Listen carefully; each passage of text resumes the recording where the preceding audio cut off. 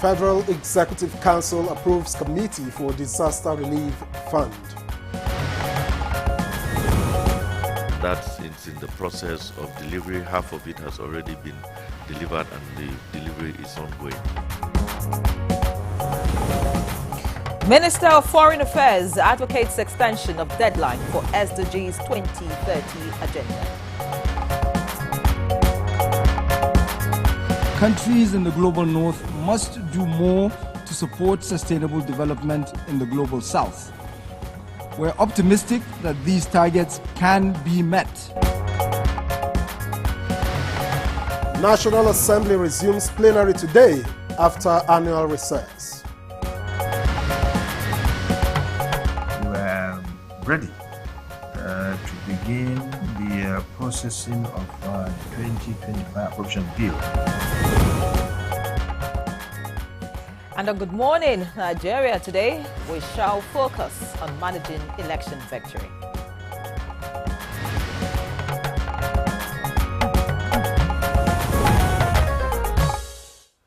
All right, the people of Edo State, Saturday, 21st September 2024, took to the polls to elect the next governor who would steer the ship, the affairs of the state for the next 4 years. Oh yes, the election was heralded by heightened political tension and charged rhetoric, with three main contenders vying for the top job. Aswelime Ighodalo of the People's Democratic Party, PDP, Monday Okwebolo of the All Progressives Congress, APC, and of course Olumide Akpata of the Labour Party. And the campaigns were not without controversy, with allegations of disinformation and information manipulation aimed at undermining rival opponents. At the end of the exercise, the collation and returning officer for the Edo governorship election, Professor Farouk Adamu Kuta, declared Senator Monday Okwebolo of the All Progressives Congress winner of the election. Now, Senator Okwebolo won with a total vote of 291,667, defeating Aswe Ighodalo of PDP, who polled 247,274, and Labour Party's Olumide Akpata, who came a distant third with 20,763 votes. Beyond the numbers, what do the results mean for the people of Edo State?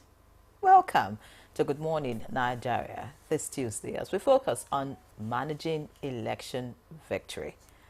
I'm Henry John. And I'm Victor Azu. It's good to know that you're always there waiting for us to serve you that which we bring to you on Good Morning Nigeria. All right. Of course, in the course of this program, reaching you live with the network service of the NTA, and we're transmitting at the headquarters in Abuja. We would bring you newspaper review. Chukwudi Okoli Ogbaja will join us, of course, for that. But for now, let's join Frama Pine for the morning news. Frama, good morning to you. Good morning, Yenre. Good morning, Victor. Good morning, Nigerians. Here is the morning news. The Federal Executive Council, FEC, has approved the constitution of a committee to pioneer takeoff of the National Relief Fund aimed at catering for victims of disaster in the country. That came as one of the decisions taken at the Council's meeting this Monday. After Mr. President's visit, he also approved the immediate release from the National Strategic Reserve of 100 trailers of rice, 50 trailers of maize, 30 trailers of sorghum, and 20 trailers of millet. And that's in the process of delivery. Half of it has already been delivered and the delivery is ongoing. A national orientation is set to begin a nationwide program to revitalize the core national values of the country that are currently facing decadence. This follows approvals just granted to the ministry by the Federal Executive Council. Minister of Information and National Orientation, Mohammed Idris, who who announced the approvals after the meeting of the council, says it will enable the ministry and its agencies to begin measures to strengthen the core national values across the primary and secondary schools, institution of the National Value Charter, as well as the standardization of national symbols. Brigade will be established not just in primary schools, in secondary schools across this country. Now, this will also help to create the ambassadors of Nigerian values that this country seeks to have. And Nigeria participation at the 79th session of the ongoing United Nations General Assembly recorded success with the support of the United States Chamber of Commerce with a commitment of about $320 million. Vice President Kashim Shettima reaffirmed Tinubu administration's commitment towards mortgage refinancing and women empowerment at a meeting with other members of Nigeria's delegation to strategize on Nigeria's engagements in New York. And the National Assembly will resume plenary Tuesday, September 24th, 2024, after about 2 months of recess, punctuated by oversight functions and other legislative activities. The issue of recess is not for the parliament to go and rest, but it's for them to even work more by engaging people, by seeing by ourselves what the agencies, ministry and department are doing. We are ready to begin the processing of the 2025 appropriation bill. Now, the Organization of African First Ladies for Development, OFLAD, has taken its campaign for inclusive education to the global stage, where it called on African government to commit towards universal school meals coverage. This was at a round-table lunch hosted by Rockefeller Foundation and OFLAD on the margins of the 79th United Nations General Assembly in New York. Nigeria's First Lady, Oluremi Tinubu, signed a call to action alongside other members of OFLAD, reaffirming the country's readiness to promote enrollment with school feeding. Emergency on agriculture, food security. We have to make sure that we're able to grow some food. So with that, the school feeding in Nigeria is being reviewed. And those are the highlights of the news at this time. Good morning. Nigeria continues with Yenre and Victor after the commercial break. Please don't go away.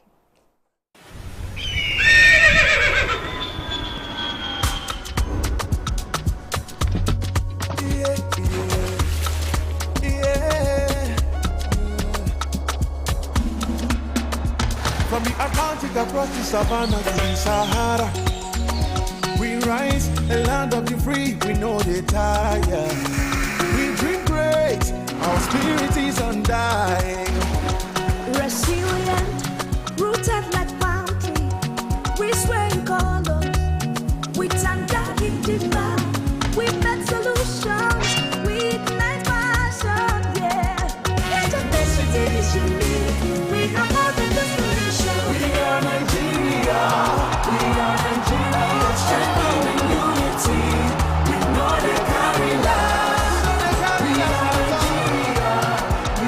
Nigeria, together live the dream of a land with great destiny. We are Nigeria. I am the real Nigerian. Brought to you by the National Orientation Agency, NOA. A new edition of TV Guide is out. This time, we got up close and personal with the transformational legislator, the Deputy President of the Senate, distinguished Senator Barrow Jibrin.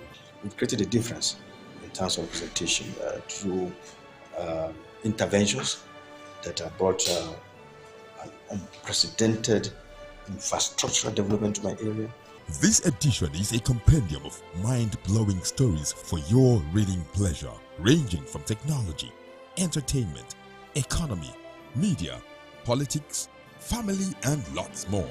It is indeed a park of excitement as we take you through every aspect of life. Pick up your copy and get abreast with issues and trending features within our space. TV Guide, very incisive, Very educative and compelling.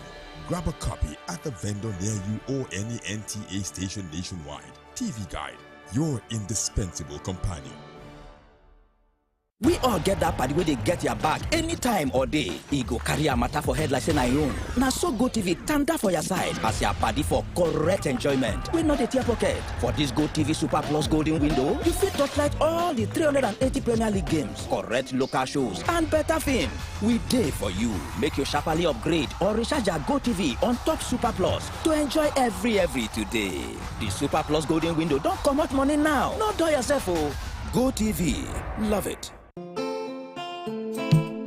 We must all join hands to work hard so that we build a country for our grandchildren. My hope is that we develop this a nation where every citizen is given his due right, there is transparency, honesty, and integrity. Put the interests of this country first and foremost. Interest of Nigeria is being one nation, one people. The need, if I mean, to put things right, things that have gone wrong before, to try and put right, for this, for the love of country.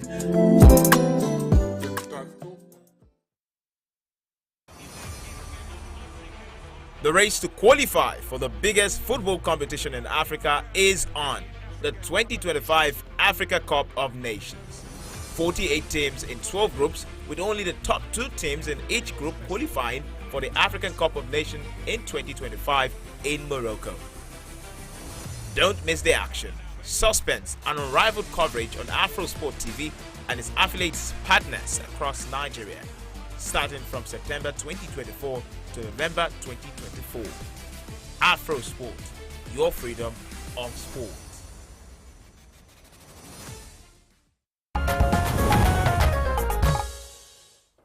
All right, thanks for staying with us on Good Morning Nigeria. And up next is Newspaper Review.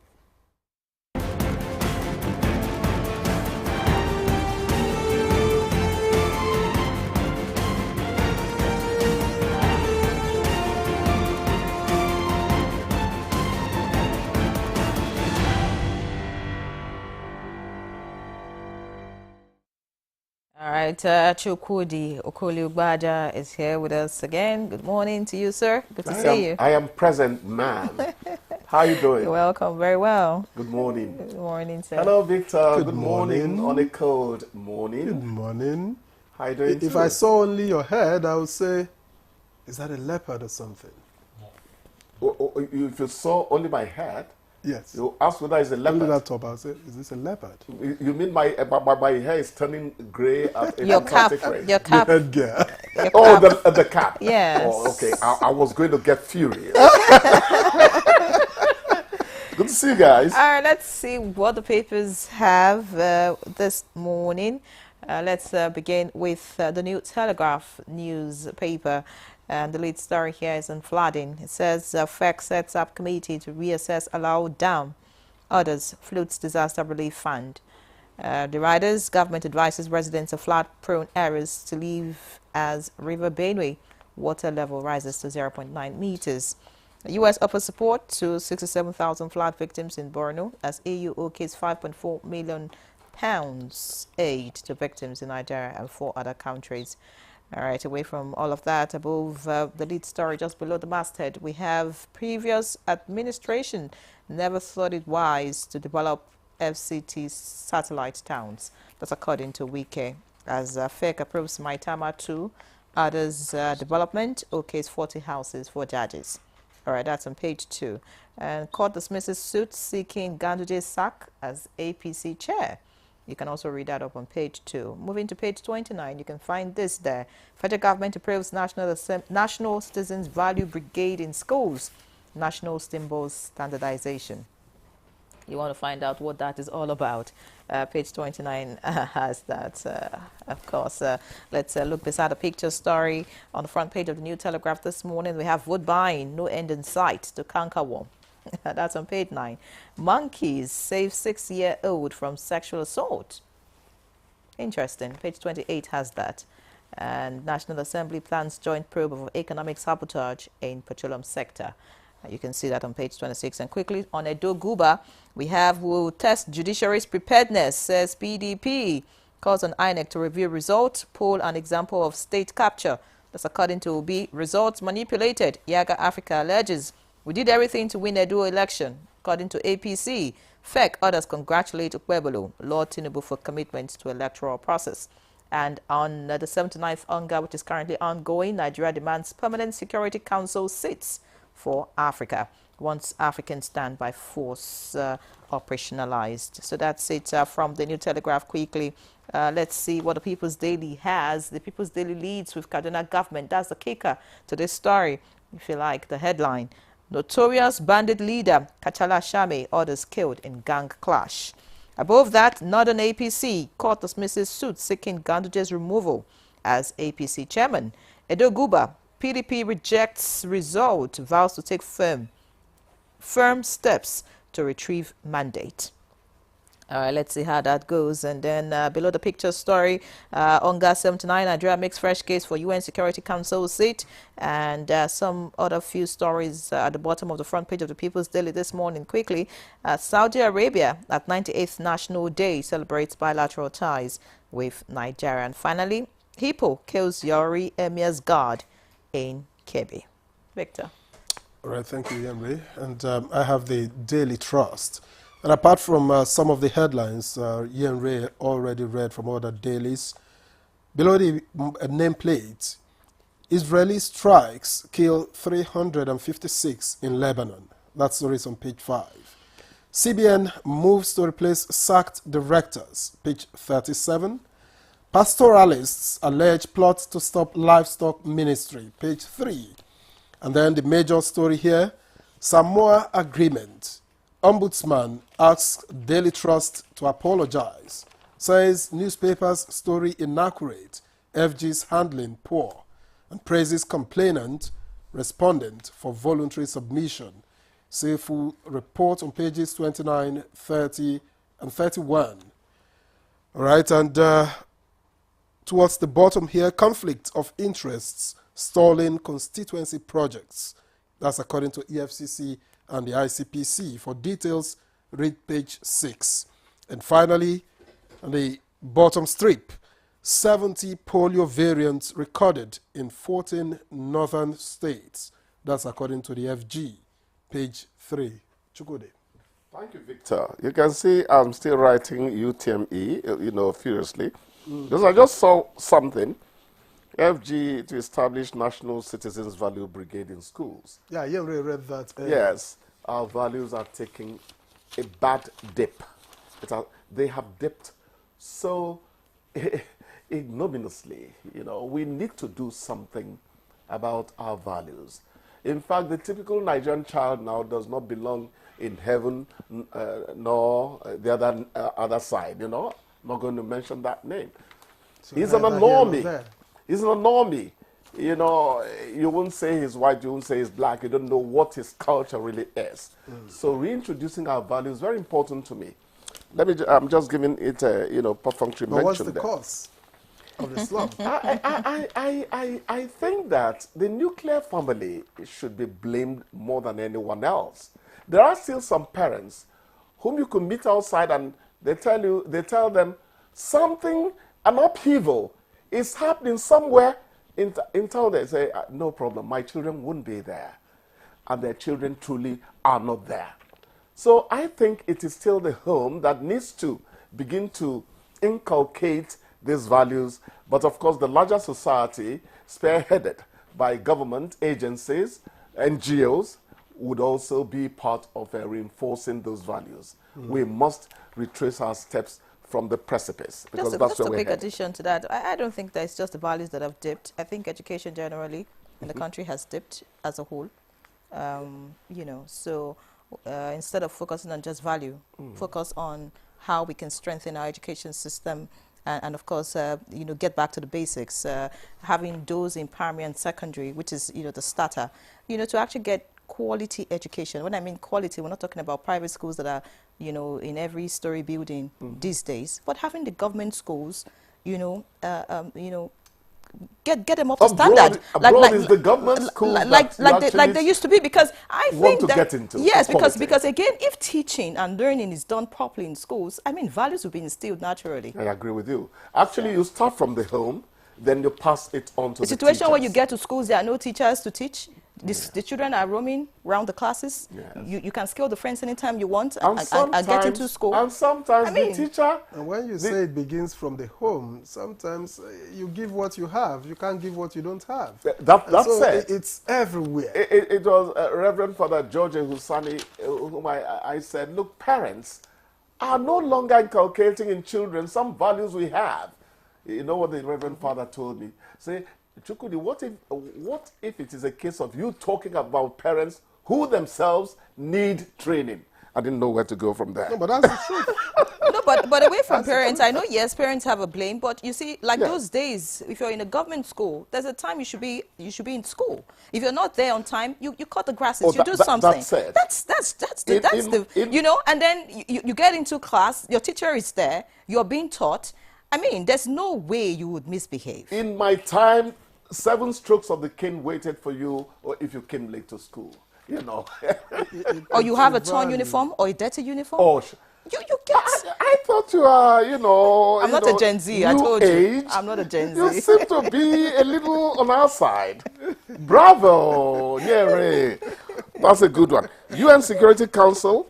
It consists of Britain, United States, Russia, China, and France, and they carry the veto power. Now, some of the nations called developing countries are angling for membership of the council, and I think it's about time too. It is not right that only 5 European powers should be having the final say on very thorny, crucial issues in world politics. So I think the argument you are making there is quite a good argument. The only problem is that even if they admit us into it, the Security Council, they are saying that we are not going to have any veto power. So it's almost a distinction without a difference. The 5 powers will still be the ones who could say no. One of them will just say no. Yeah, the one resolution country can veto. Yes. Even if you decide and one country says no, well, that's no. It's an unfair world. Life is never really fair, you know. But if you have a good disposition towards it, you'll get away with many things. Notorious bandit leader Kachala Sharma is said to have been killed, you know, in a gang clash. You know, God is even sowing the seed of discord among them because they have engaged in too much bloodletting that you don't know whether forgiveness is going to come easy.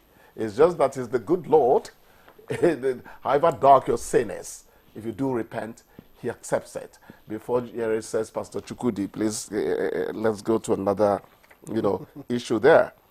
Yeah. And then pastoralists allege plot to stop livestock ministry. By who and why? Let me say this again. If we develop livestock in this country to the level it should be developed, it will become a wonderful foreign exchange earner. It's not going to be to the benefit of the herders, the cattle owners only. So let us stop being petty. Somebody said when it was established, what about farmers and all that? You know how we talk in this country. Not only Yoruba, you want down for what of Igbo, what of Hausa, and we remain small when we keep on thinking like that.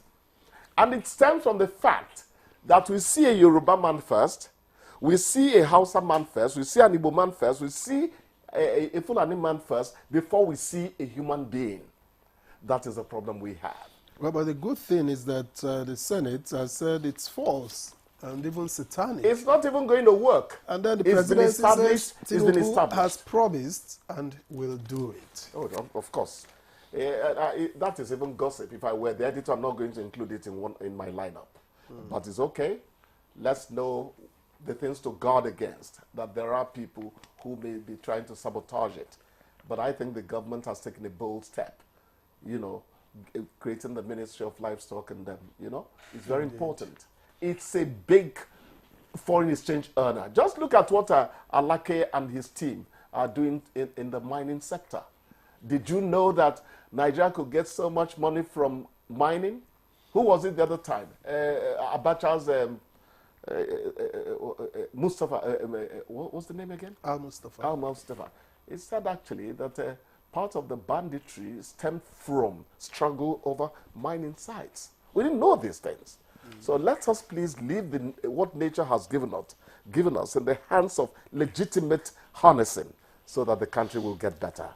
Country getting better. By the way, the people of Kogi have come out to say, rather, should I say the House of Assembly has come out to say that no money is missing in the state and that the EFCC is simply witch-hunting the former governor. So they are asking for the immediate removal of the EFCC. The more reason chairman. The former governor should pay a visit and, you know, so that we lay all of this to rest. Ododo and Bello, it's a long story, really, but because I don't engage in speculation, I've always wanted to be seen as the good journalist. Let's leave the matter there. But there are so many things that have happened that will lift your eyebrow, you know. What is really happening? Bello is still roaming free at the end of the day. Anyway, it's the job of the EFCC constitutionally to do what they are doing. So that is side. No, but if the state says nothing is missing, so where did the EFCC find its own case? Are you from Kogi State? Not exactly. I'm from Edo State, and yes, we have a new governor. So, and that's our topic of discussion. We'll be looking at how to manage election. I have a new governor. PDP says they will meet APC in court over a do election. Well, it's always the case. When would we start congratulating winners in our elections? If you think you have a case, you test it. You're free to really. You never know. Yes. If you can prove your case, it's good. All right, let's see. Why do I think that you deserve a cup of tea or coffee this morning? Well, is that what you want? So you want 10 liters of petrol? I have this tendency to think that no one likes me. Yeah, so when you slot in something like this, I tend to smile foolishly. Chukudi, I think you should tell him directly what you want, not a cup of tea. No, he wants just 10 liters of petrol. I think that's you can go get yourself. Director, where's my minimum wage? I have made the request now. Anyway, let's let Chukudi go get a cup of coffee so that when we return, we get on with the discussion on managing election victory. Please stay with us. Can you flex your vocals for us? It will. It can be one of your songs, by the way. People fall in love in mysterious ways. So why did they call you Able Child? They called me that when I was in school. That was my nickname then in school. Any reason in particular why they called you Able Child? Yeah, because I was actually one of the brilliant students. Oh, say over me! That answer right there. You must be, if it's not on this board, problem. That means the people that answer this survey, they have body odor. Hey.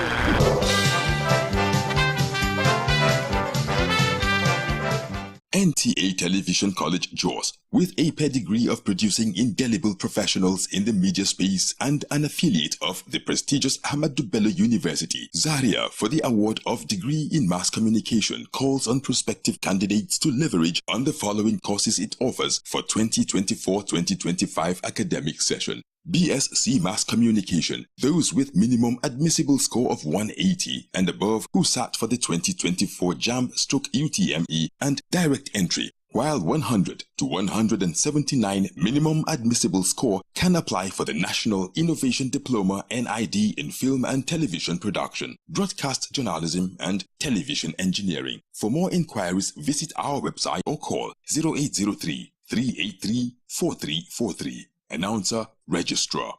We all get that party where they get your back anytime or day. E go carry a matter for head like say na your own. Now so Go TV tanda for your side as your party for correct enjoyment. We not a tear pocket. For this Go TV Super Plus Golden Window, you fit touchlight all the 380 Premier League games, correct local shows, and better film. We day for you. Make your sharply upgrade or recharge your Go TV on top Super Plus to enjoy every today. The Super Plus Golden Window don't come out money now. No do yourself, oh.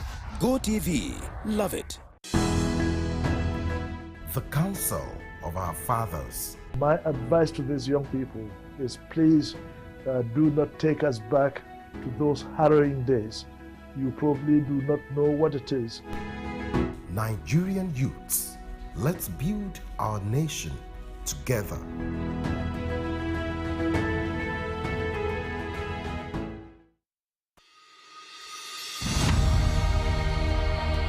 Nigeria means a lot to me.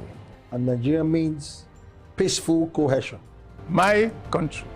We continue to pray, and then hopefully we will come to understand that unity of purpose, unity of living together. Our ethnic beliefs and background and culture is our strength. Ever since the amalgamation period of 1914 to date, about 109 years ago, the people of Nigeria live very peacefully with one another. I think diversity helps a lot to enhance robust development in Nigeria. All over the country, you have so many ethnic groups, over 250. That is enough to tell you that this is a blessed country, and God has kept, together as one indivisible entity.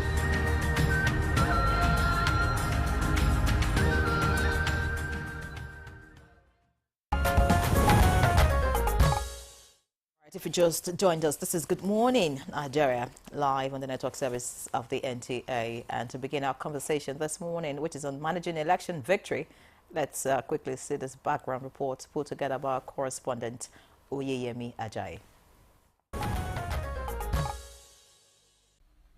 Now, the Edo State governorship election has come and gone, with results declared in favor of Senator Monday Okpebolo of the All Progressives Congress, APC, after scoring 291,667 votes to defeat Asue Igodalo of the People's Democratic Party, PDP, who got 247,247 votes, and Olumide Apata of the Labour Party, who came in distant third in the race with 22,763 votes. 14 other candidates who contested the seats got less than the 3 frontline candidates.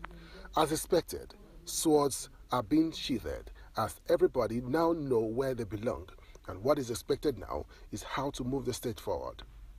While congratulating the governor-elect, President Bola Ahmed Tinubu, in a statement by the special advisor to the president on information and strategy, Bayo Ononuga, urged him to gloat over his victory, but to see it as a challenging call to service, as it encourages him to demonstrate magnanimity by reaching out to his political rivals and uniting the people of Edo State to ensure its development.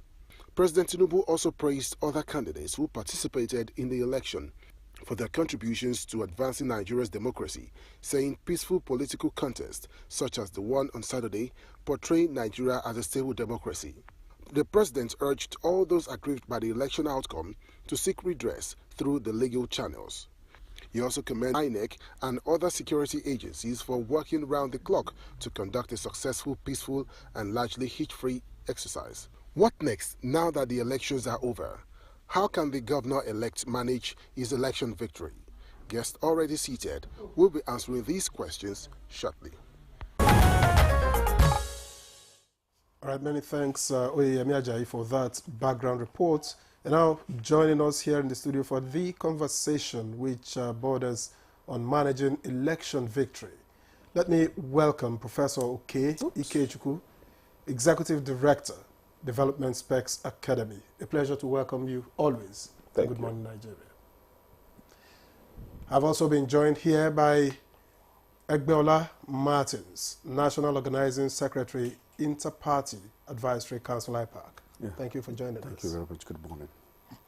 All right, also joining us for the conversation about via Zoom, all the way from Kaduna State. It's a pleasure to have Mohammed Kabril. He's a Professor of Governance and Development who is on sabbatical leave at the Department of Political Science, Nigeria Defense Academy, Kaduna, for the 2024-2025 academic session. Good to have you with us, Prof. Good morning, Nigeria, and good morning to you in the studio. It's a pleasure to join you. Great. All right, let's begin from here in the studio. Prof, the Edo State election has come and gone, a winner declared, but of course, as almost always, the other parties are not in agreement with the outcome of that election. But then, that's a matter for the courts, should they decide to go to court. But what should be the disposition of the party or the candidate that has been declared winner to achieve, unity in the state, within the polity, and then to get straight to good governance? What should be the disposition of the candidate and the party? Well, if you look at the difference in votes between the winner and the runner-up, it would almost be, you see that the margin is not so much. That means that there were a lot of people in the state who would have preferred the second, just like there were a lot who would have preferred the first. Therefore, triumphalism cannot be the approach. We've made it, we've won, everybody can see it, you start stomping around. You can't do that, because if you do a percentage thing, for every 10 people on your side, you have about 7 or 8 even not on your side. Therefore, you don't have the straight. What that means is that the winner has to be extremely cautious about the conduct of his supporters. He has to be extremely magnanimous and accommodating in his pronouncements. He has to be aware that you have a number of people, sufficient number, who are aggrieved and who right now don't believe he is won. But the fact is that a winner has been declared. The other fact is that in the electoral process, there are rules of engagement. One of them is that you register as a candidate sent by your party. You contest the elections. Election results are announced. When that is done, if you're not satisfied with the outcome, the legal provision is that you proceed to the next level of amelioration, which is to go to the courts. So that's the option left to them. But for the winner, inclusivity is a critical factor he needs to take into account at the moment, knowing his state. Edo State is a very enlightened state politically. It's a state where you don't take anything for granted, you don't take the people for granted. That part, even when it was Bendel State, it was always a peculiar demographic configuration. So when you have a keenly contested election and some people are not satisfied about it, you have nothing to celebrate except you can manage to secure the ground. So for the winner and for his supporters, this is a time to ask a couple of critical questions. What do we need to do to consolidate our victory? Not the announcement. The announcement is not the victory, but the management of the political environment and terrain will give you the victory. What do we do? Who are those we need to partner with? Are there concessions we need to make? Are there things we overlooked? Are there legal issues we should prepare for? So they should pull back from noisy celebration and look at, okay, we've got it. Can we really hold it? If we can hold it, who and who do we need to explain anything to? Who and who do we need to get onto our side? So this is a time for extreme caution, not a time to laugh in anybody's face.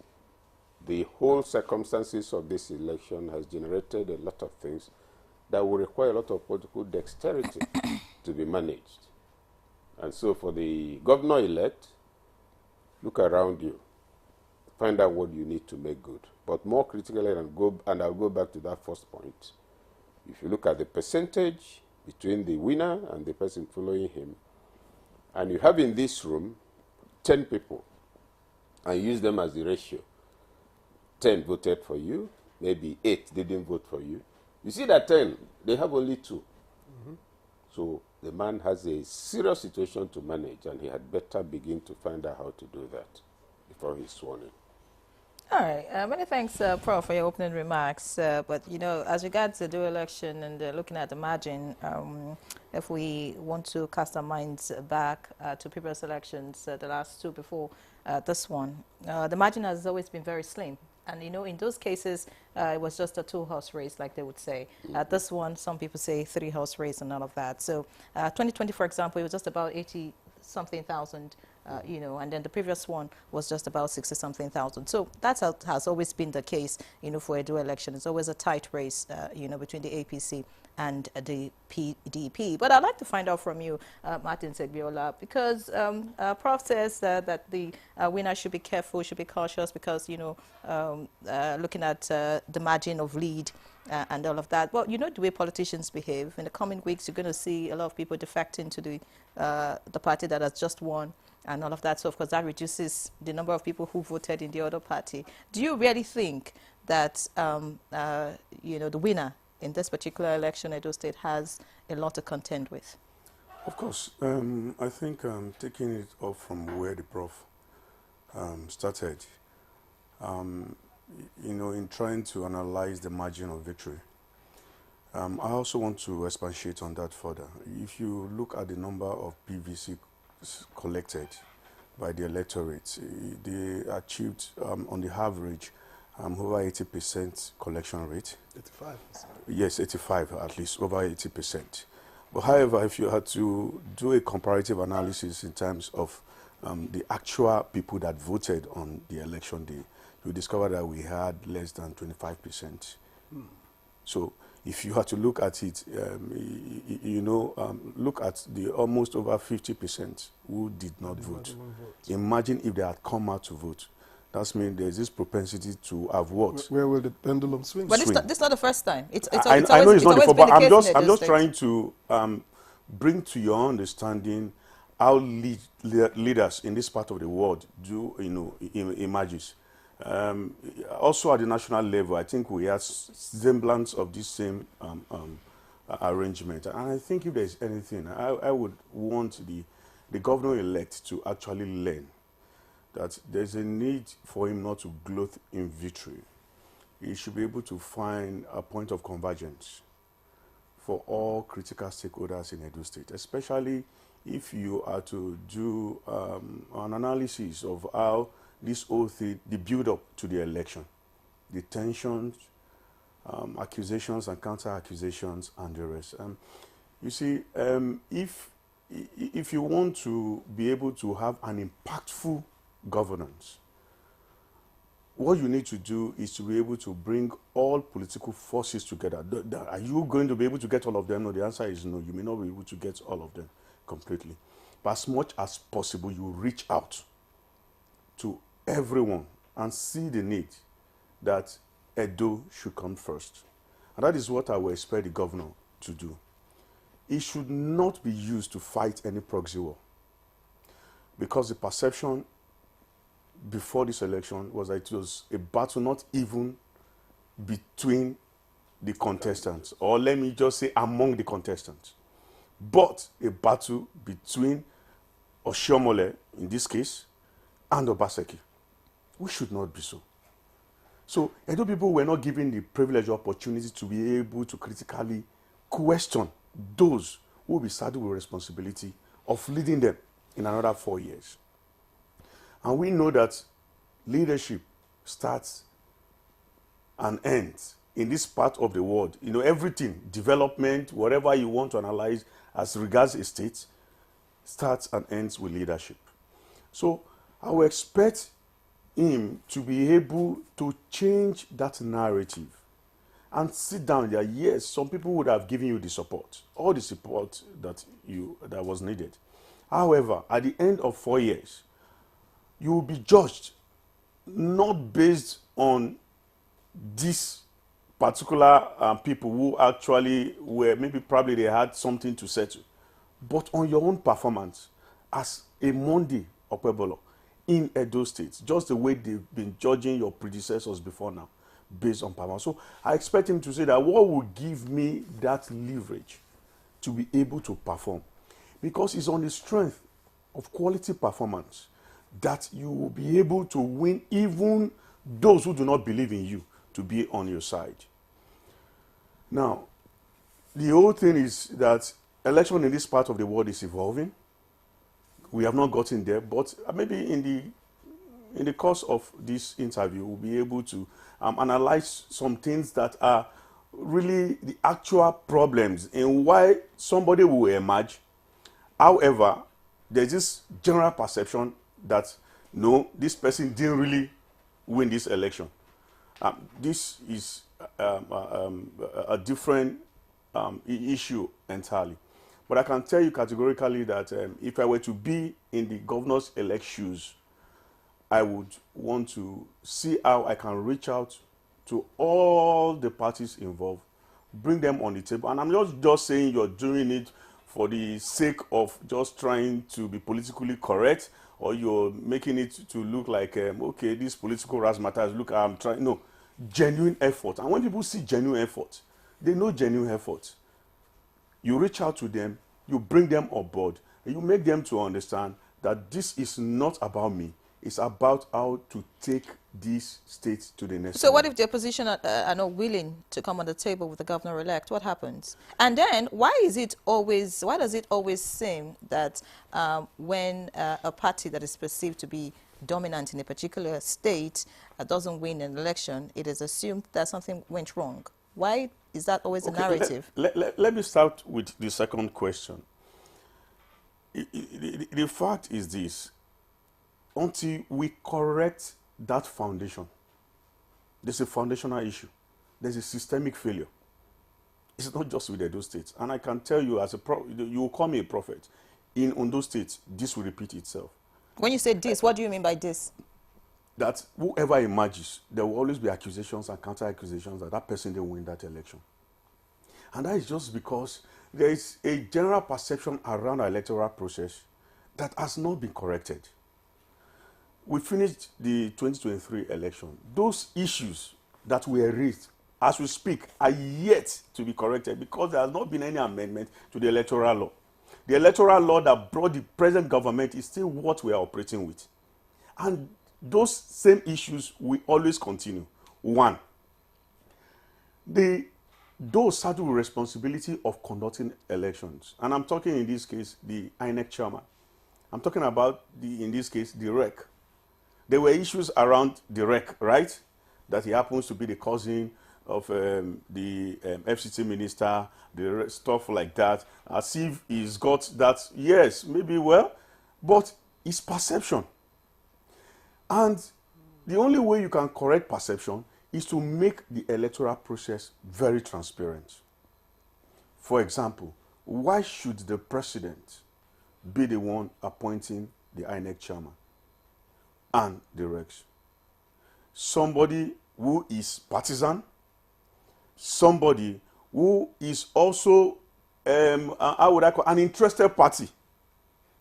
It's like a referee who is officiating a football match, who is a supporter of one of the two, one of either the teams that is playing in that election. Now, that is what? Perception. Because in this part of the world, we have not evolved to that level where we believe that whether a president appoints an INEC chairman, that person can rise above. Stronger. Yes, can rise above personal interest, primordial interest, to operate and, conduct himself based on integrity. We have not got it to that point. Now, that is just one. And I'll just mention another one quickly because of time. The issue of transmission of election results from the polling unit to the IREF.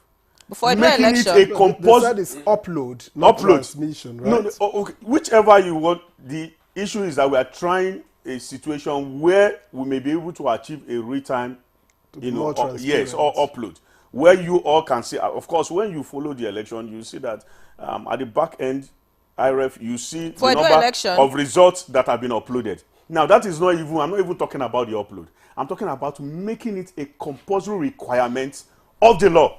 Anyway, that results that are not uploaded, you get what I'm trying to say. You have raised quite a number of issues. You have raised quite a number of issues which, should I call them pre-election? Well, matters because for us, election is now over as far as Edo is concerned, and we are looking at the conduct of both the winner and the losers should be going forward. Of course, the issues you have raised are valid, but these are issues for the National Assembly to deal with, and I'm aware that there is an ongoing constitutional amendment process. So hopefully some of the issues, if not all of them, will be dealt with in this case and at this time. But let's quickly get to Kaduna, where we have Mohammed Kabir Isa joining us. He's a professor of governance and development who happens to be on sabbatical at the Department of Political Science, Nigeria Defense Academy. Thank you for staying with us. You've had the privilege of listening to the two guests here in the studio. What should be the attitude of the incumbent governor and then the new, the governor-elect as it is, towards achieving a smooth and peaceful transition so that at least there is a smooth handover and there is a smooth takeover of government? Thank you very much. It's a pleasure to be on the program once more. Now, I would like to start from a different perspective and look at the issues very differently. But first, let's understand that elections are a very major fundamental pillar of democracy. And the world over, we have come to accept that democracy is the best form of government that we have. And so elections is a major pillar. Election guarantees free transition of one government to another, or from one government to the same government. The most important element of it is that election guarantees peaceful transition from one government to another. And so this peaceful transition of governance should be done without acrimony, should be done without contestation that are afflicted by violence, all sorts of vices that are anti-democratic, because election is a fundamental of democracy. Now, democracy itself is an element of free enterprise, of rights and freedom to choose, and which is one of the fundamentals of modern societies that we have. I don't want to say capitalism or socialism or what have you, but modern societies have come to recognize that if you want to guarantee the right of citizens to freedom, to liberty, to choices, democracy is one major. And in democracy, elections are a major fundamental pillar that guarantees a smooth transition from one government to the other. Now, mark my word, a smooth transition, free of violence, free of acrimony, free of contestations that are afflicted by all forms of vices. Now, this presupposes the idea that in such societies, they have imbibed some value orientation, because laws come with institutions and processes. Now, these institutions and processes lead to some value orientation. Now, those value orientation lead to some culture. And in our society, we have such laws, we have such institutions, we have such processes, but we are yet to imbibe values, orientation that are actions, that are attributes of democracy. Now, so those paths that we have lived, we have lived several years under military, and we are yet to shed off those military values, those hierarchical forms of values that decisions transcend from top to bottom. And we are yet to, we still see election as some ethnic contestation, some religious contestations, contestations for violence, not contestations to, not contestations to take and the right.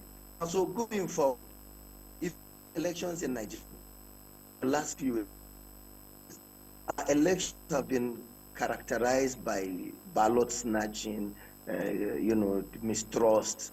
So if elections take place, a winner emerges. And in any election, a winner must emerge. Definitely, there has to be a winner. Be the winner. Now, once somebody is declared a winner, all of us who came to the ballot came with the vision and the mission to deliver services, to serve our people, to be of service, servants of people. And so a winner should realize that he does not have all the best of ideas to lead. And that if all these contestants have ideas to lead society, are presenting themselves to lead, I think it's best to tap in from all these other people and say, okay, please, let's come and deliver services to Edo. Let's take Edo to the next level. Let's take Edo to the digital age where revolution. Society and the world is changing. We're in a globalized world, and we're at the heels of the fourth industrial revolution, the digital revolution. How will Edo State be part of this revolution, part of this change? So bring all of your ideas together. So a governor-elect, right from the start, informing his transition team over, will consider and reach out to them. Look, I want to deliver services. A sincere one. A candidate who does not have a godfather. A candidate whose godfather are the citizens of Edo, not somebody else dictating the tune, and dictating the tune, and somebody is doing the dancing steps. A contestant who wants to serve God and will invite all the other contestants. Look, I've been doing, and you have my declaration, and my service does not take away your right to challenge the result of the election.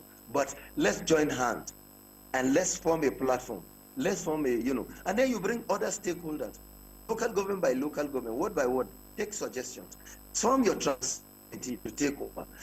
The transition committee, you see, one major problem is that governors, new governors, incoming governors, see their transition committee as an investigation panel, not a panel that is envisioning, but investigating. That's another major problem. Most transition committees in recent times are like an go find the former governor. What has he done? Whose money has he stolen? In fact, some transition committees are inviting commissioners to come and give them report. Come and Palm Sec should come and give them report, and it becomes a witch hound. Unfortunately, but transition be a platform, a basis to reach out. Then after the transition committee, when you take over government and you are forming government, reach out to the opposition party. Tell them to nominate people for either commissionership or special advisors and so on. And that way, you will have a cross-fertilized platform of stakeholders and beneficiaries, reaching out to all the nook and crannies. Minority groups are represented, majority groups are represented, the fears of domination are allayed. Now, by doing that, reaching out, even those opposition parties who did not win, will begin to feel assuaged, and will begin to feel a sense of belonging that, oh, this process, after all, has produced somebody that we can rely on. And it brings a sense of belonging in society. And in this present period of economic downturn, economic doom that we are currently experiencing, what we need is bringing people together, developing ideas, bringing, people to share ideas on how to take society out of the downturn, out of the doldrum, and deliver us to freedom, take us to liberty, and give people the right to benefit and change. Currently, people are going through some, stringent situations. And so what we need now are leaders with vision, people who could provide ideas, people who lead people, the people who delivered the children of Israel, from what they were. And so these are the type of leadership that we want, people with vision, with a mission and a purpose. So any incoming governor, any governor who has just won election, will look at the processes that will lead him to take over. How do I bring stakeholders together? How do I bring people together? And so it will not be a celebration. It will be an appreciation and an envisioning process. How do I deliver people? How do I bring people on board? Different parties, different sectors, and different people. And I think this is the kind of mentality, the kind of orientation, value orientation that we have. Unfortunately, our political values, our political culture is an underdeveloped political culture, a culture that is still, backward. The world is moving into the 21st century. We're still trying to battle to solve issues of 17th, 18th, and 19th century. you know. Many thanks, Professor Isa, for your opening short, on the conversation.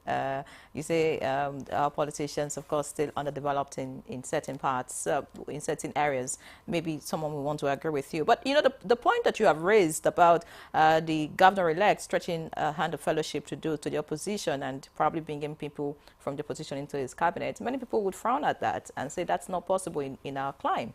Because at the moment, there are people who are already set to go to court. And no matter how long you stretch your hand, they are not willing to take it because they feel that they should have, won the election, or they feel they can still take it back. So all of that, these are the issues. But, just to quickly respond to Martin Zigbiola, you talked about IREF. Just to clarify that in this particular election, Edo election, INEC actually uploaded over 99% of the election results. Out of the 4,519 words, over 4,400 words are on the IREF portal, and you can verify that. No, I agree with you. All right. You probably no. For further, let me just as an addendum.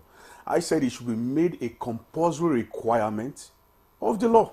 Okay, yes. We're fine. We'll it's get to just that. It's just an yes. All right, yes. Let's it get cannot to Prof. be the basis for annulling an election. All right, let's get to Prof now. When Agbela Martins was talking, he talked about quality performance, and then you ask what really is quality performance. In some places, quality performance is when you settle the godfathers and those who control the state.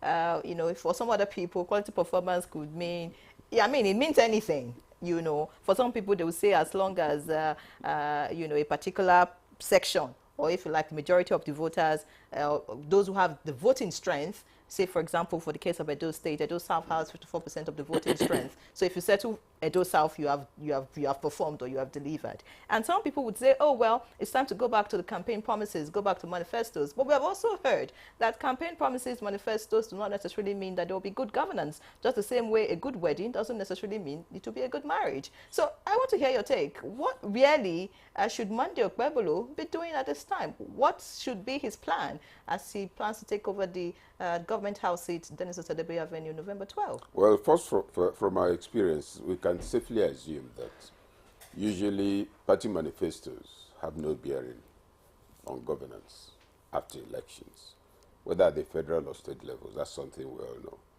We also know that most of the time, to transition committees, their reports do not influence government policies once the governor has been sworn in.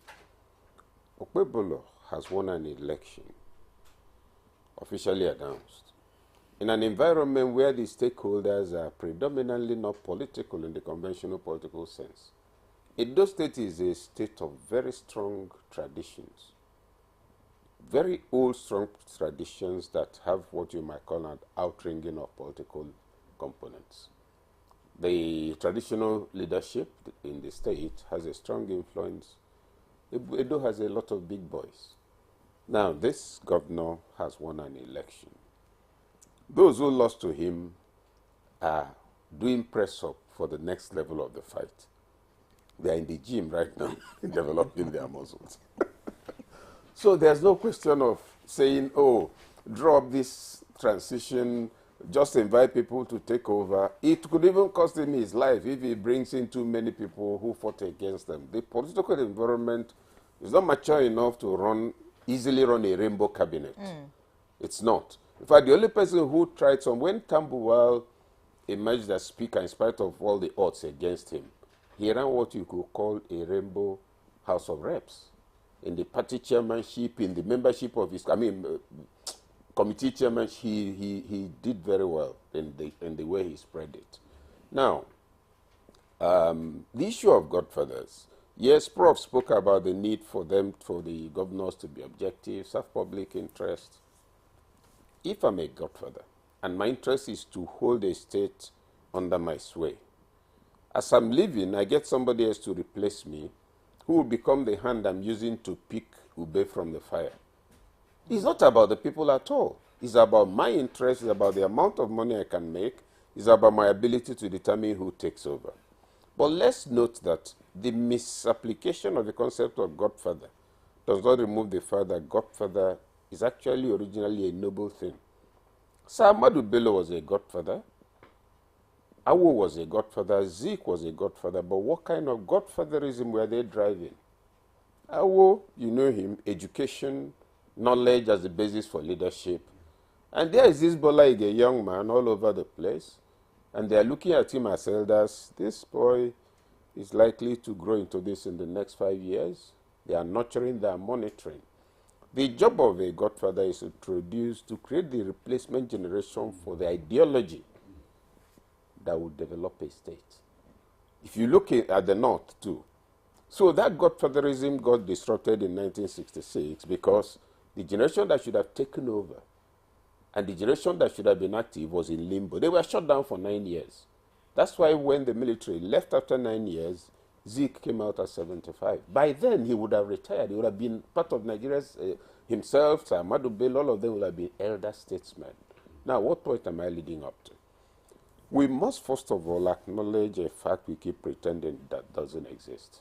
Number one, there are a lot of people in the state at all different levels whose motive for going into election is to make money. It's not to lead, it's not to become moral examples, it's not to create a better society. That's why, for instance, I'll spend $2 billion to take a seat, knowing that if you take all my takings for the year, it comes to about 800 million. So a money-making venture has become part of it. The other element in it is that you then find that the whole concept of public administration is also disconnected from the people. Budgets are read every year. What's the impact? What's the condition of the road? So bringing all of that together but focusing on it, these are the 3 or 4 points I'd like to make. Number one, the governor-elect is likely to meet legal battles. Mm-hmm. Number two, the stakeholders is going to try to ameliorate. It's not by giving appointment. He has to relate to the traditional institution, the big boys, the godfathers. Individually, they have interests. There was something I think Abiola was doing shortly before he got in. After he won that election and it was annulled, as you're sitting here, you find out that there's somebody at the gate. He's Moshood Abiola. And you're one of his arch enemies. You have to see him. He said, I've come. With all these quarrels. So what, okay, where is your own coming from? The governor has to do that. Edo State, even the smallest person in Edo State insists that you acknowledge him. So if he understands his environment, he must, even those most opposed to him, be in good terms with them, even if you are in court. And the incumbent governor still has capacity for some mischief. Let's not forget that. He's still governor until he hands over. And so let him not create a situation where the governor, where there will be a war between him and the governor. And in all of this, it's not him that will suffer, it's not the governor that will suffer, it will be Edo State. And then, as this is going on, let him also, okay, if this is how I came in, because the case will be in court for some months, after he's been sworn in, can he create a situation where people will be asking themselves, does it really matter if this man, would we really want him removed? Those are the things. But nobody should pretend that Edo is celebrating today. We've seen official comments by competent individuals and organizations raising issues about the credibility of the result. But then there's an electoral body that has taken a position on the matter. It's important there's no breakdown of law and order. It's important that those who lost but believe they shouldn't have lost conduct themselves in such a way that they're exemplary. That if you're fighting this man and you're acting like a rascal, no matter how angry you are, anger cannot be part of the instrument you put into the resolution and creation of public peace. So those are some of the things for Kwebolo to put on to be seen to be putting on the table. He is walking a bit of a tightrope, if you ask me. It's a matter of what value will people now see emerging from him that will reassure them. If he's thinking of appointments, that's laughable. You know why? If you're going to appoint commissioners, if I remove you, I can also appoint commissioners. So it's a contest for power, state power, not office. So if they can see what chunk of the state power is at their disposal, the question of offices becomes secondary. And that's why you find that many who are opposed will remain opposed because they want to get the state. And that means the state resources, then they can allocate offices. It requires very sophisticated political thinking. He's navigating a treacherous terrain right now. And I hope he's fully aware of it. You make it sound like it's a very difficult, a very like the victory is something that's really so hot, for the governor-elect at the moment, and I don't know, he should just be on the edge with the victory. Because why I'm asking that is other governors who have also had this same experience, like Okwebolo, have survived. Obaseki survived 8 years. Oshomole, okay, yeah, let's begin from Oshomole. Oshomole survived despite, I'm sure you know the history, how the election was overturned. Osareme Osumbo, was taken down, and then he became governor. He survived. He did 8 years. Obaseki came, and we saw what happened after 4 years. How he turned against Oshomole and all of that. He's also survived another 4 years. You saw what happened with the deputy. I mean, so what makes this really so difficult? No, I'm not saying it's difficult or different. I'm saying he should also make sure he survives. That's all. Right now, there's no guarantee that he will. Because you see, they shouldn't lose the gains they've made so far. After Obaseki, the second coming, there was quite some conspicuous shift of the political loyalties, the environment, a lot of things were different. It was impressive in its own way. The semi-takedown of Oshiomhole, which people thought was not possible, it was indicative of political evolution to some extent in Edo State. What I am telling the governor-elect is that, yes, there are governors who have survived, but some of them also survive with bruises all over their body. He shouldn't have bruises. He will need the people. You can be governor. It has happened in my state where, yes, a governor was there. He got impeached. He came back. He got impeached again. And the court said, no, he shouldn't have been impeached in the first place. The person who took over temporarily had bruises all over him. He eventually had to go. You see, we need to see the centrality of Edo. Edo demographics, Edo temperament, the Midwest is a variable in Nigerian politics that nobody seems to pay close attention to what it represents. There are different people in their own way. Like I said, you can't ignore an Edo man. Now election has taken place. You have substantial excitement by those who have won, but also substantial excitement by those who feel they are robbed. Manage it. Be the person to bust the illusion of division in Edo State. Create a situation where nobody will say, look, please, I'm tired of all of this. Let's give this man a chance. That's what I'm saying he should do. Not survive. You can survive, but you can't move. Your legs are broken, your hands, but you're breathing. No. That's not what we want. Right. Thank you, Prof. Let me get back to Ebiola Martins. Given the fragile peace in Edo at the moment, what should be the part that political leaders of thought, traditional rulers, all sorts of leaders, what should be their role in all of this to stabilize the polity and to ensure that governance does not suffer? Okay, yeah, thank you very much. I think the roles of critical stakeholders, as you have mentioned, cannot be overemphasized. At the same time, I don't want us to just blow this Edo issue out of proportion. I think the governor actually addressed the state recent, calling for calm. And I think with that kind of disposition, I do not see any issue, that should warrant that we should be afraid that there is fragile peace in Edo State. Edo State, I've got some of the sophisticated voters. However, sometimes it's so underwhelming, which is a natural occurrence in all the states, that we do not have enough voters coming out to vote. Now, I think dialogue is key. Continuous engagement is key. And also it will be foolhardy to think that using appointment as a tool will be sufficient enough to solve the situation in Edo State. I think there are other things that the governor-elect should be looking at. Now, political parties have been playing their part under the instrumentality of the Inter-Party Advisory Council. We were in Edo State a week before the election. We embarked on serious stakeholders engagement. and we reached out to political leaders. Those who, for one reason or the other, could not come to the venue where they were invited for this engagement, and we went to them. Just like if Mohammed cannot go to the mountain will go to Mohammed. And in all, we're trying to achieve peace. And that has not ended. We continue to engage. And that is why, in this case, whether it's APC, whether it's PDP, whether it's Labour, and restricting just to the three major contestants as the result has actually reflected, they are our own.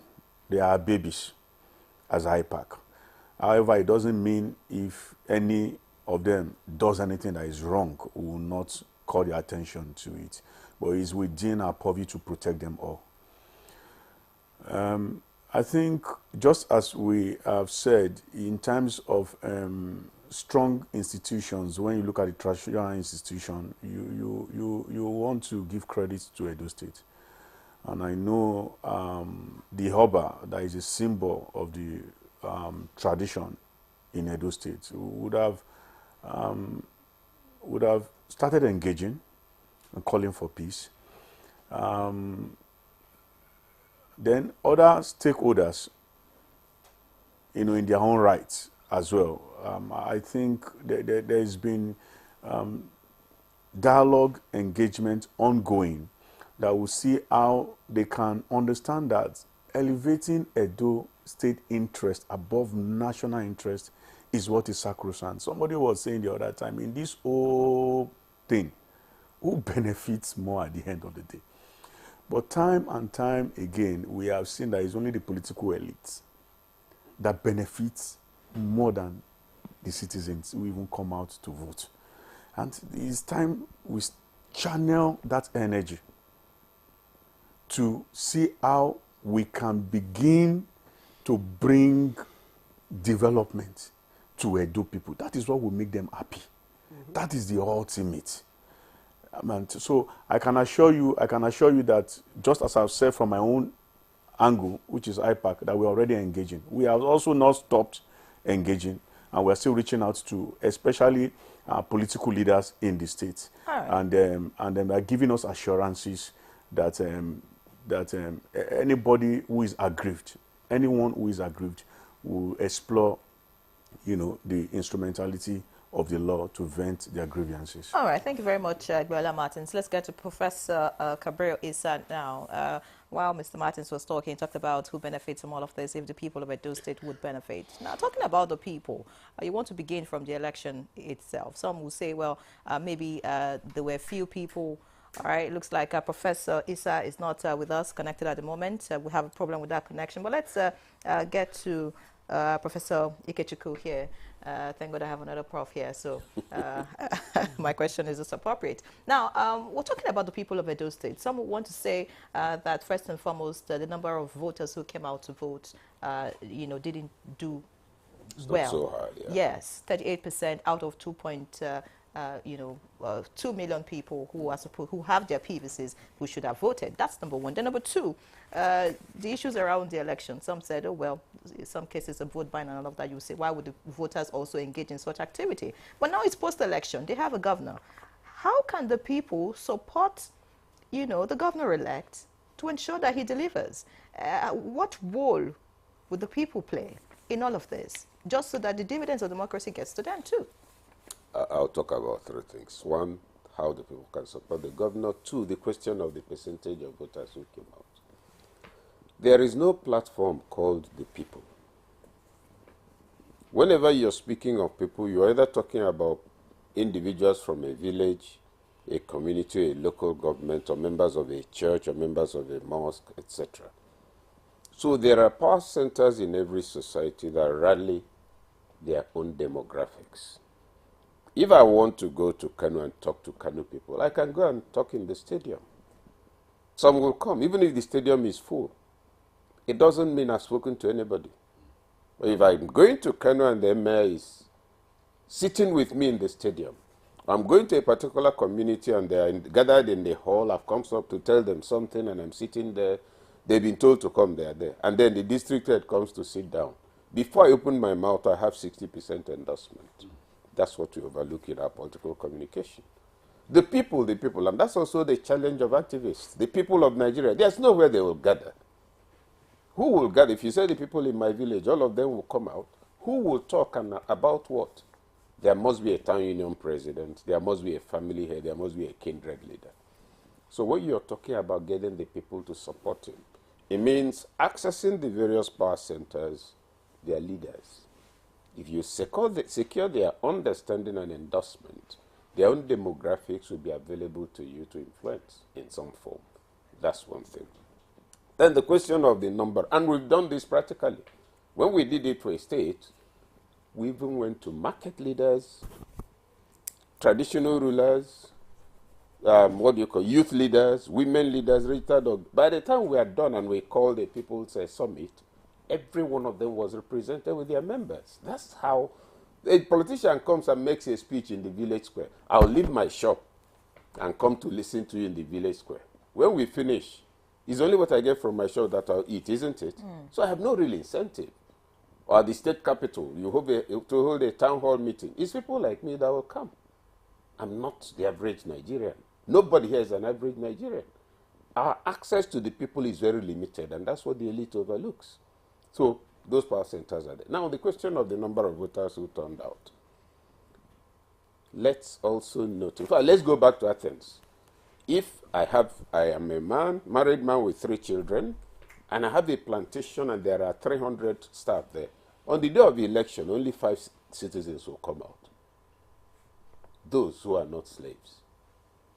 Now, in the elections we've had, even the one of the president, they said, oh, only this small percentage voted. Therefore, how can we say Tinubu has legitimacy? Let us get real. If any of the other candidates had won, would it not have been based on the same statistics? So sometimes we prance off with delusional claims about illegitimacy. Informed voter turnout. I registered, I have my PVC. I knew the data, I didn't go to vote. I'm the one who has made myself a nominal voter. The one who is a substantive voter went out to vote. That's the result. That's the person interested in outcomes. So nobody should delegitimize a winner if he got the actual number of votes. You've said it's democracy, isn't it? The government, you're talking about majority. It must be majority of those who voted, not majority of those who registered. Then the other worry now is, what is responsible for political apathy? That's a different set of problems. The people may have lost interest in the state, in the electoral process, etc., so they don't even want to bother. That's different from those who voted. So let's not drive that argument about, oh, you know, it was only 10% that voted. Were the others detained in their houses by policemen? Informed participation is what makes democracy credible. When they say democracy is the best form of government, for me, that claim is open to argument. Because simple majority cannot give you good governance if that's an ignorant majority. Yeah. I have a surgery. Oh, it's inflamed appendix, so I'll need appendectomy. And you call everybody in NTA to vote. Who will operate on me? I say, no, I like the doctor. That man is from my village. He doesn't know anything about human biology, not to talk of surgery. So if you use democracy, once he follows me to the theater, you must arrange my burial. Yes. By my dear brother from my village. So let's also know that informed participation, the elite has a critical role to defend democracy, not the masses. If you watch the behavior of the masses, that's the end of democracy. It's the elite, it's enlightened intervention that restrains people from behaving badly. So all these claims, you know, the Nigerians must come and sell what they want. A good deal of the time, Nigerians need to be told what they need, which may not be what they want. They need good governance, they need responsible leaders, but they want you to give them 20,000 to vote for them. Want is different from need. So leadership has the responsibility of political education of the people. That's what being abdicated. And that's why the demands of the people keep following the wrong path. You're made a minister. I come tomorrow and say, can you give me 5 million? I want to start a business. Your friends say you are an idiot. You've been minister for 3 years, for 3 months. We are not seeing anything. Why is your own different? Your village people call you together and say, is it that we didn't train you well? We see how many ministers behave. You're just looking like a schoolboy. What's your problem? Now, those wrong demands, it will also take leadership that does not respond to the wrong demands to change the people, not the people. If I'm contesting an election, I'm not going to snatch any ballot box. It's the people I will pay. Why do they accept it? So some form of orientation, a leadership intervention that keeps telling the people this is beneath you, that will elevate the people from the normal inclinations of the gutter to a better approach and perspective. All right, Professor K.K. Chukwu. I can see that Professor Muhammad Issa is there. I'm not sure whether we should go on this break just yet and come back to Professor Issa. I don't know what my director thinks. All right, so we'll pause here and go for that break so that when we return, we'll take on Professor Muhammad Issa. But meanwhile, let's thank Professor K.K. Chukwu, who I understand is leaving us to go for another engagement. So we thank you very much for your time on the program, and we hope to see you some other time soon. Please, let's go on this break and return shortly. Stay with us. The federal government of Nigeria wants vandals of national assets, electricity transmission towers, cables, and other facilities to desist from this act of sabotage. Vandalism is a serious crime punishable under the law. Vandalizing electrical equipments will affect millions of Nigerians, including your loved ones. Remember that national assets belong to all of us, hence the need to protect them. Report all cases of suspicious movement around electrical facilities to security agencies. When you see something, say something. This message is from the Federal Ministry of Information and National Orientation in collaboration with the National Counter-Terrorism Center, NCTC, Office of the National Security Advisor.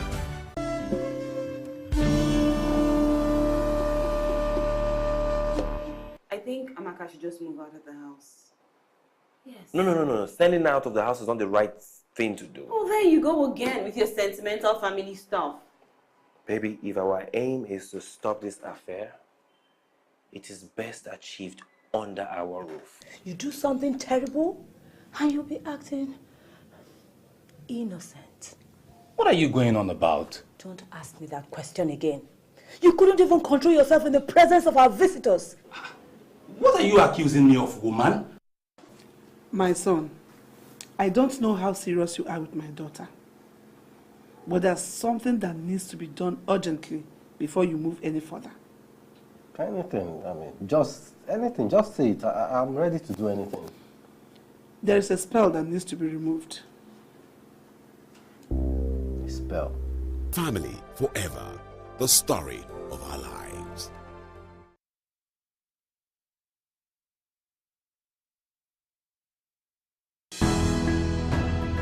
The counsel of our fathers. I will urge and advise our younger generation to use talent and brain to sort out problems, not arms. Nigerian youths, let's build our nation together.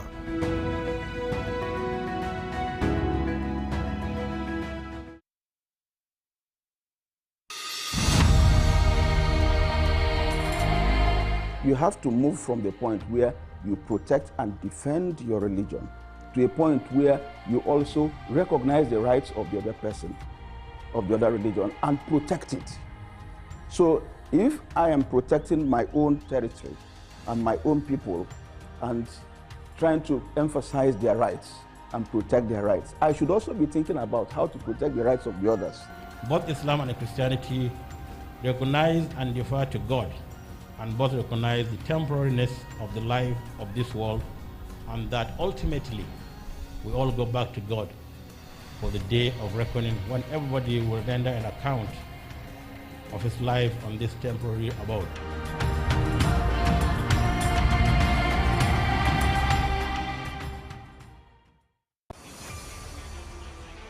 The race to qualify for the biggest football competition in Africa is on. The 2025 Africa Cup of Nations. 48 teams in 12 groups, with only the top 2 teams in each group qualifying for the African Cup of Nations in 2025 in Morocco. Don't miss the action, suspense and unrivaled coverage on AfroSport TV and its affiliates partners across Nigeria, starting from September 2024 to November 2024. AfroSport, your freedom of sport.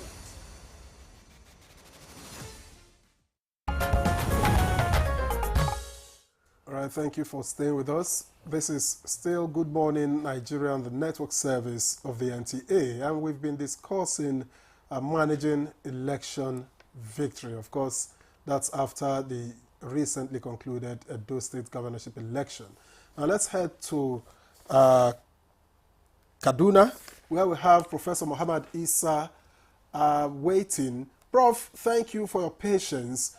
Now, some of the issues that have been raised around this election, and of course that are often raised around elections in the country, is the issue of stronger institutions, because if there are stronger institutions, it has a way of inspiring the confidence of the people. And so you find that when election results are announced, the people just fall in line. They have this trust, they have this confidence that what it is that they voted is what they have found. How do we begin to grow our institutions, which will in turn boost the confidence of the people, the electorate, in electoral processes and in governance?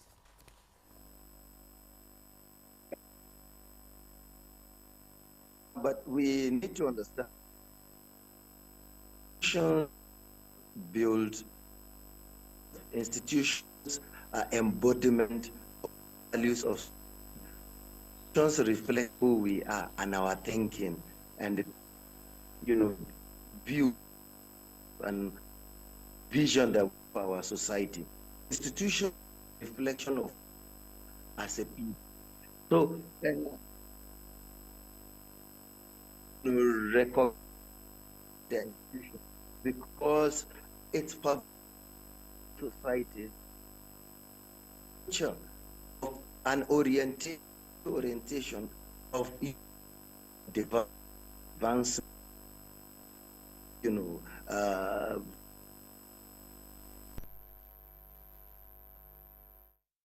Lost the connection with Professor Isa. I would just hope that would get better. Just take the question to... So I'd like you to respond to that question Professor Isa was about to answer. Okay.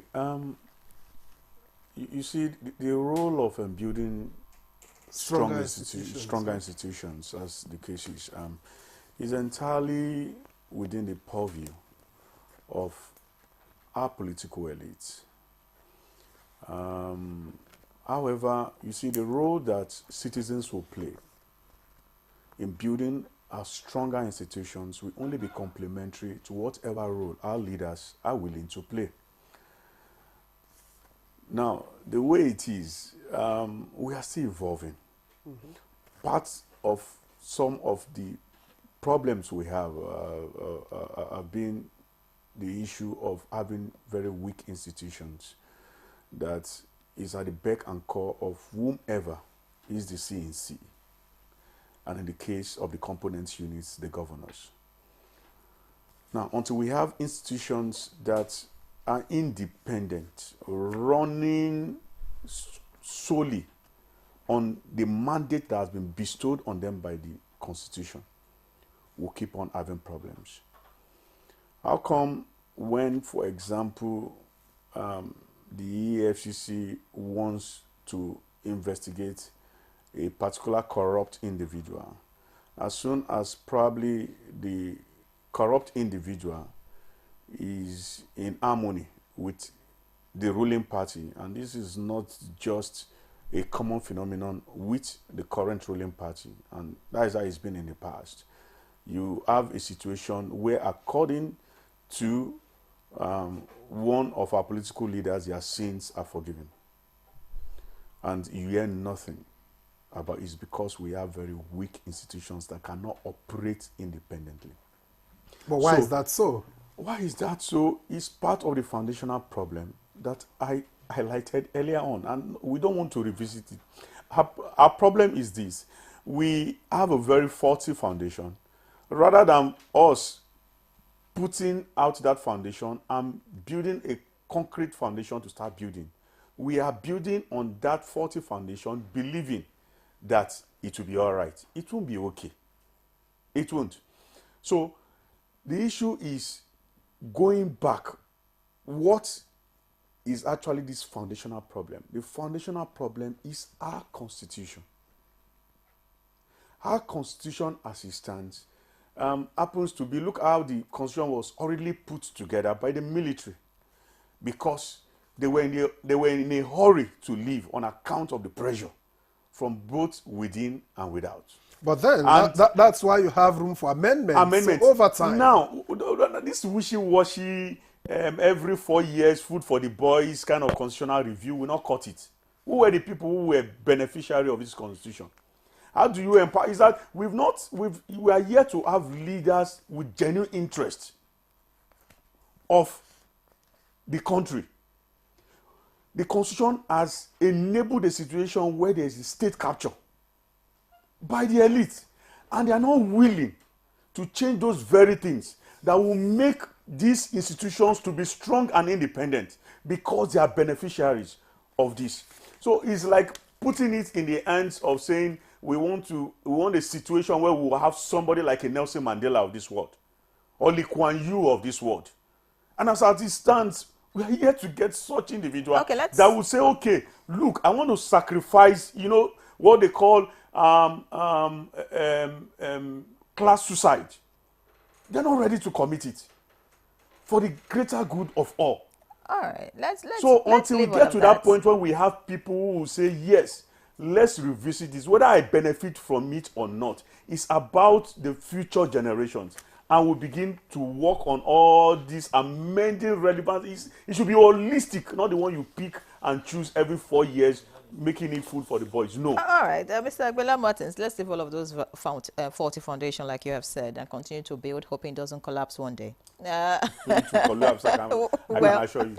Well, the hope is that don't want to do the needful to collapse. The hope is that it won't collapse. But let's look at the way forward. We're here now. I know people have decided, and as it stands, November 12th, of course, the new governor will be sworn in. What policy priorities do you think this administration needs to put forward, to change the narrative in Edo State? Okay, number one, reconciliation. Reconciliation, genuine reconciliation should, for me, be a policy priority. The state is polarized right now. So that will be its first task, and as a matter of policy. Then you now have to visit fundamentals, such as education, such as health, power, agriculture. And I'll tell you why it's very important. In measuring the Human Development Index, which is a composite statistics for education, per capita income, and life expectancy, education and health is at the heart of it.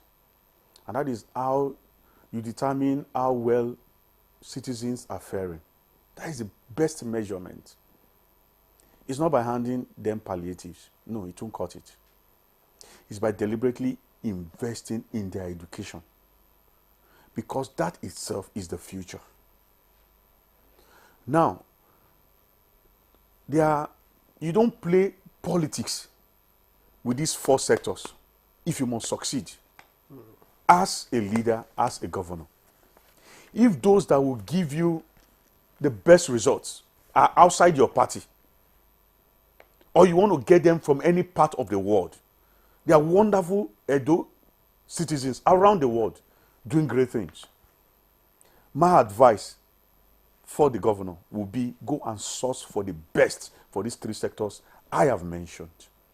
Don't play politics with it. Even if it means the best and will have to come from your opposition political party, go and laud that person and bring, because this is the pivotal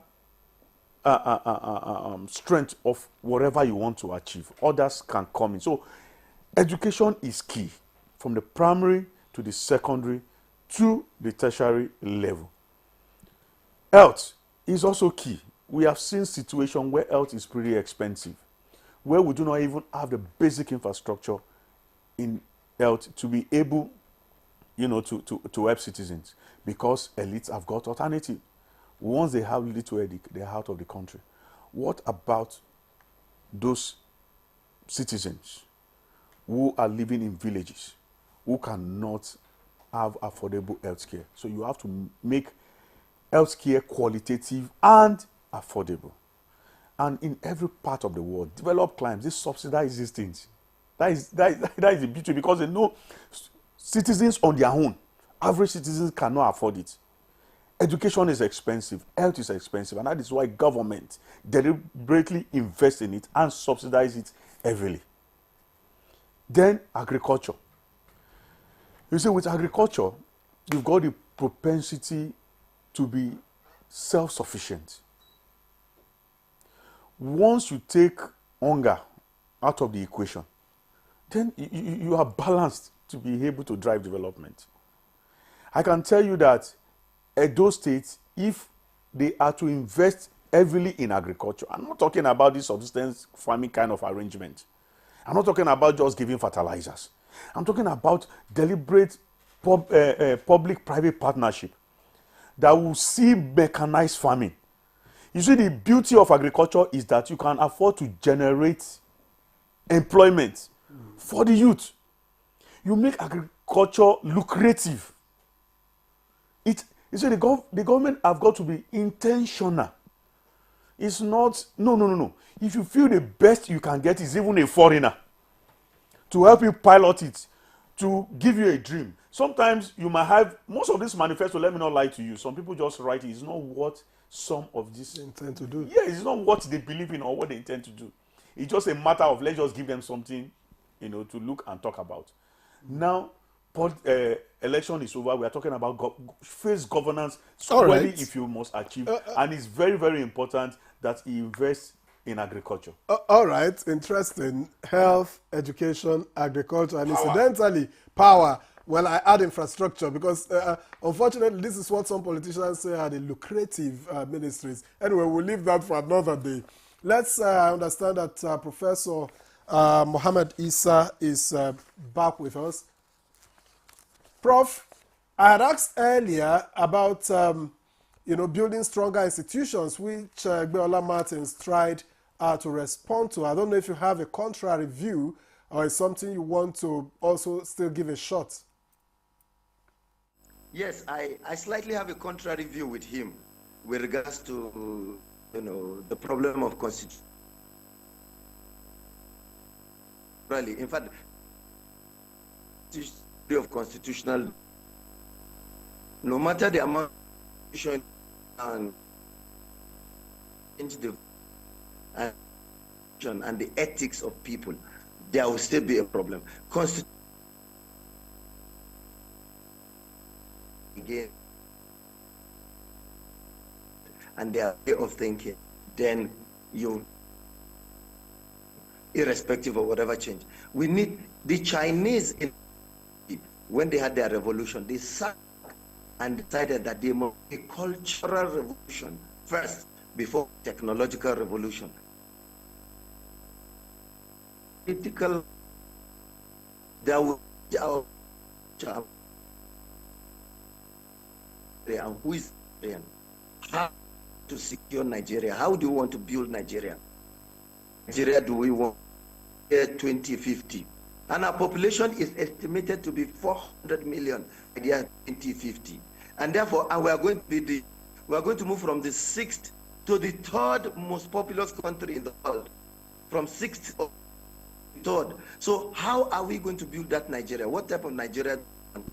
What do we want to see in the next 30 years? What vision of Nigeria?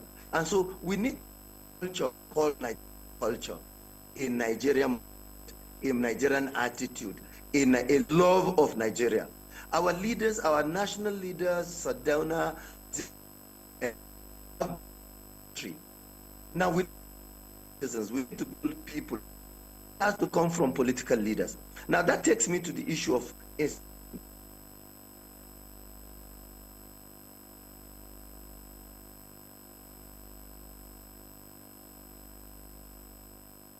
And with the Zoom connection with Professor Muhammad Kabir is quite unfortunate. I just hope that we can get that better and hear some of his thoughts. But yes, of course, Guela Martins, you're going to respond to the part that we could hear him clearly. But when you spoke about the policy direction of the government of Edo State, you talked about education, health, power, and agriculture. I'm surprised you didn't mention security. Because that state, for example, in agriculture, in the past, it used to be the hub for a lot of cash crops. You talk about cocoa, you talk about cashew. There's also rice in that state. There's a Lushi rice, Apoma rice. I mean, it used to be a very good, viable state as far as agriculture was concerned. But at the moment, insecurity is doing a lot of harm. Of course, we know that before insecurity, got to this dimension, there were other challenges that, stopped all of that. But, talking about security and then looking at issues of cult groups, different kinds of security threats in that state, don't you think that is one area that the governor or the government, should think about addressing while you respond to professors, whatever? And then also, what do you think civil society can do in peace building post-election? I'm asking that because, before Prof. Ikechukwu left, he talked about different press releases by different civil organizations, talking about how the election went and all of that. I mean, election is way past now. What can civil society groups do just to ensure that there is peace and calm, after election? Okay, yes, I think the role of civil society groups in strengthening and deepening democracy can also not be overemphasized. They play a critical role in actually engaging government, in engaging citizens, and it's also ensuring ultimately that there is absolute peace, which is the first cardinal position that every informed civil society wants to pursue. In this case, civil society have also come out. In doing that, it will also not take their rights to be objective, which is very key. They've got to be very objective, because when it's through objectivity that we can begin to know what the issues are and how they can be addressed. And I think in this case, in the Edo election, so many civil society organizations have come out with their preliminary reports on what they perceived as happened in Edo State, and it's within entirely their right to be able to do so. However, there are also some other civil societies that have got contrary opinions, which is also good. It's good for the engagement, it's good for the civic space. And what they can do ultimately is that irrespective of the position of any civil society group, we should know that the ultimate should be however aggrieved you are. We should not fail to explore the judiciary as a means to be able to vent and get whatever we feel is our right. There's no room for violence. There's no room for, and so that should be the heart of every position, every opinion, so that people will know the appropriate channel to be able to seek redress. And I think that is what, in my own opinion, civil society should be doing in terms of shaping opinion and perception, to say, yes, you may agree, you may disagree. However, whether you agree or disagree, ultimately, the only place you can get your rights back if you feel you've been shortchanged is through the judiciary. And that is the position of IPAC as a council. And that is one. On the issue of security is sacrosanct. You can't, it's not something you wish away, However, that takes me back to the issue of this foundational issue that sometimes our political elites don't want to talk about it. Now, as it is, the current strength of the police force is barely 400,000 naira. I mean, I say 400,000, 400,000 personnel, in comparison to how many? over 250 million citizens. And out of that less than 400,000, we have lots of them attached to our VIPs.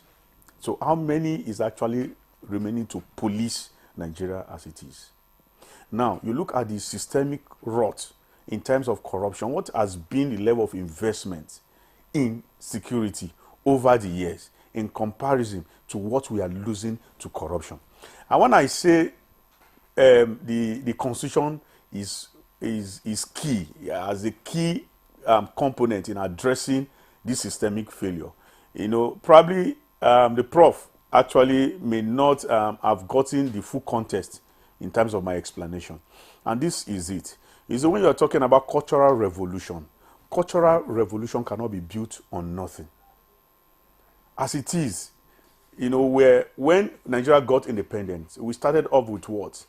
A parliamentary system of government. Today, we are practicing what? A presidential system of government. The truth is that a presidential system of government in the current context of Nigeria might not be the ideal system of government for the country, because number one, it's too expensive. It has given our political class this level of entitlement. Why do we need a bicameral legislature in the first place?